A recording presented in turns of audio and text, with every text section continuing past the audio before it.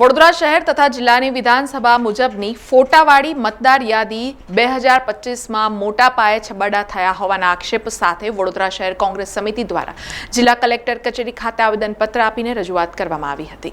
વડોદરા શહેર તથા જિલ્લાની વિધાનસભા મુજબની ફોટાવાળી મતદાર યાદી 2025 હાલ જાહેર કરવામાં આવી છે, ત્યારે આ મતદાર યાદીમાં ખૂબ મોટા છબરડા થયા હોવાના આક્ષેપ સાથે વડોદરા શહેર કોંગ્રેસ સમિતિના પ્રમુખ ઋત્વિજ જોશી તથા વિપક્ષ નેતા ચંદ્રકાંત શ્રીવાસ્તવની આગેવાની હેઠળ કોંગ્રેસના કાર્યકર્તાઓ વડોદરા જિલ્લા કલેક્ટર કચેરી ખાતે જિલ્લા કલેક્ટર અનિલ ધામેલિયાને આવેદનપત્ર આપી રજૂઆત કરવા પહોંચ્યા હતા।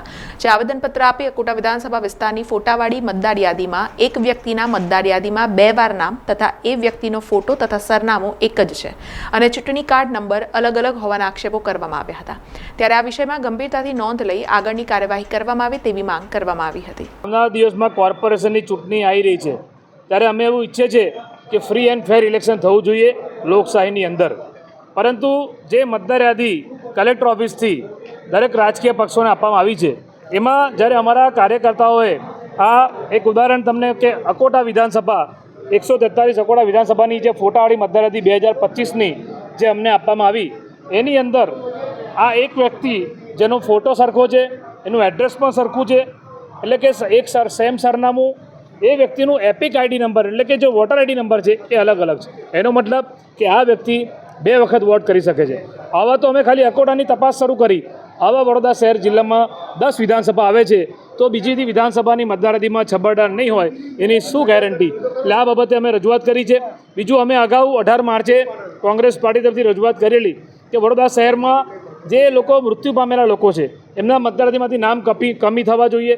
જે મુખ્યમંત્રી આવાસ અને પ્રધાનમંત્રી આવાસમાં જે લોકોને આ લોકોએ મકાન ફાળવ્યા હોય, ધારો કે ફતેહગંજમાં રહેતા હતા, ત્યાં કોર્પોરેશનના મકાનો તોડી કાઢીને એમને જે ધારો કે માણેજામાં આપ્યા, તો એ લોકોનો જે વોટિંગ રાઇટ છે એનું નામ એ વોટર લિસ્ટમાં બોલતું નથી, અને એવા લોકો માટે જે તે સમયે ઇલેક્શન દિવસે આ લોકોએ સુવિધા પણ કરવી જોઈએ।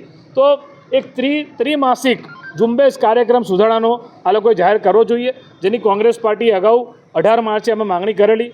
અમે કલેક્ટરશ્રીને કીધું છે કે આવેદનપત્ર અમે આપીએ અને તમે એને વાંચો પણ નહીં કે એની સામે કોઈ એક્શન પણ ના લેવાય, તો આ વસ્તુ બહુ ખોટી છે, આને સ્વીકારવામાં નહીં આવે।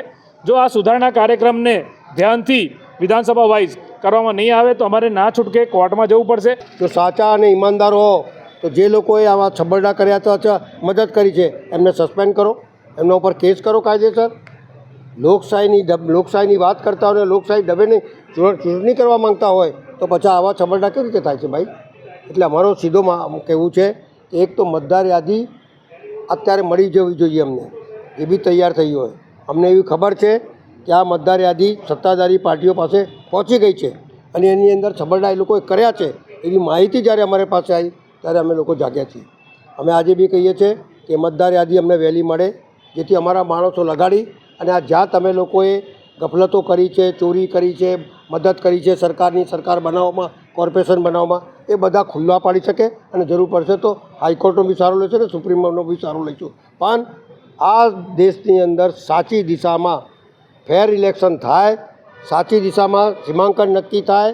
આમ તો સીમાંકનમાં એવું જાહેર કર્યું છે ચૂંટણી કમિશનરે કે ભાઈ રેલવેની પેલી બાજુ નહીં જવાનું, એવું નક્કી કર્યું છે કે હાઈવેની પેલી બાજુ નહીં જવાનું। મારું 16 નંબર હાઈવેની પેલી બાજુ બી છે અને રેલવેની પેલી બાજુ છે, તો શું તમે નક્કી કરો છો? તમે જરા વિચારીને નક્કી કરો અને સાચી દિશામાં કામ કરો, એવું મારી માંગણી છે।